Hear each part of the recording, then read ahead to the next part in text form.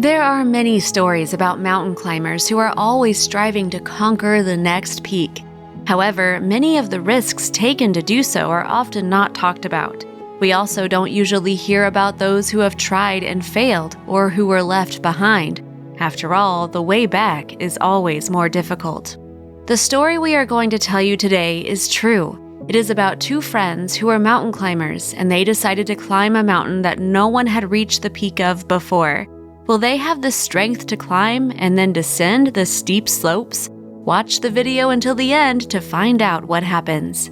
Joe Simpson was born in the Malaysian capital Kuala Lumpur in 1960 in the family of a British officer who did military service there and then settled on the island. Young Joe became interested in mountain climbing after reading the book The White Spider. He began to study the topic, and then one day he decided to try it for himself. At that time, Joe did not yet know that he would become famous all over the world thanks to one of his climbs. Prior to his famous climb, Joe had managed to conquer many peaks, and now he set his sights on Sula Grande, which no one had reached the top of before. He realized this was a dangerous idea, and he could not do it alone, so he began to look for a partner, a strong and brave man who would share in this difficult task. His friend Simon Gates, who was also an experienced climber, agreed to join him, and they began to prepare. The men studied maps very thoroughly and laid out all possible routes until they settled on one that was the most suitable. They decided to climb from the western side to 20,000 feet above sea level, and after much preparation, they began their journey in 1985. Joe and Simon chose to climb alpine style, which meant minimizing equipment and food so that their loads would be lighter. They also intended to camp infrequently so that they could make quicker progress.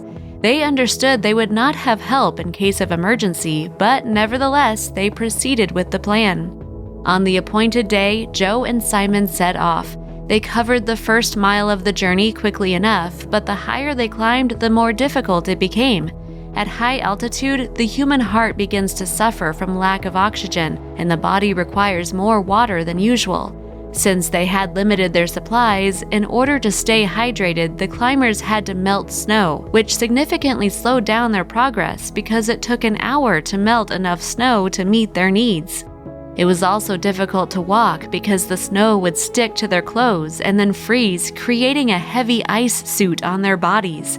But the friends stubbornly continued on, and they were able to overcome the last 165 feet to the top within only 6 hours.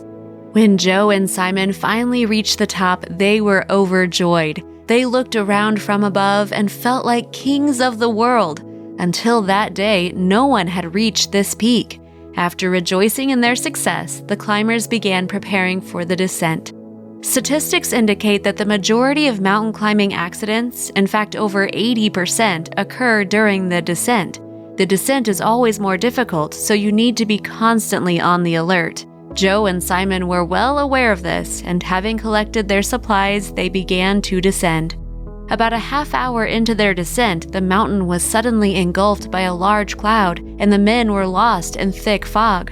They decided to wait until the fog lifted in order to continue, but then it was dusk, so they kept waiting until morning.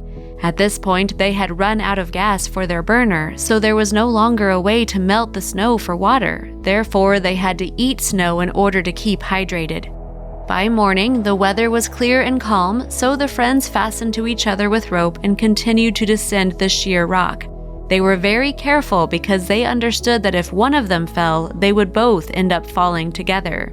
Then the unexpected happened. Joe felt his ice pick slip, and then he fell 33 feet before landing hard, hearing a loud crunch followed by excruciating pain. He realized that his leg was broken, which was basically a death sentence, as he would not be able to continue. Simon hurried down to help his friend and give him painkillers. They were both well aware that continuing the 3-mile descent would be impossible with a broken leg. However, despite this, they still decided to continue. Simon could not leave his friend alone to certain death, so he retied the rope around him, and they proceeded very slowly. During the next descent from the sheer cliff, the length of the rope was not enough to bring Joe to the next flat surface, so he dangled helplessly 165 feet below Simon, holding him on the rope. Then a strong wind picked up, which prevented the men from hearing each other, so they could no longer discuss what to do next. Simon didn't have the strength to pull Joe back up, so he held the rope tightly, not even knowing if he was still alive, for an hour and a half. Simon could no longer feel his hands because of the cold, and he ended up making a decision which would haunt him for the rest of his life. He understood that they would either both fall to their deaths, or he could cut the rope. Unfortunately, he chose the latter option, sending an unsuspecting Joe to roll down another 160 feet.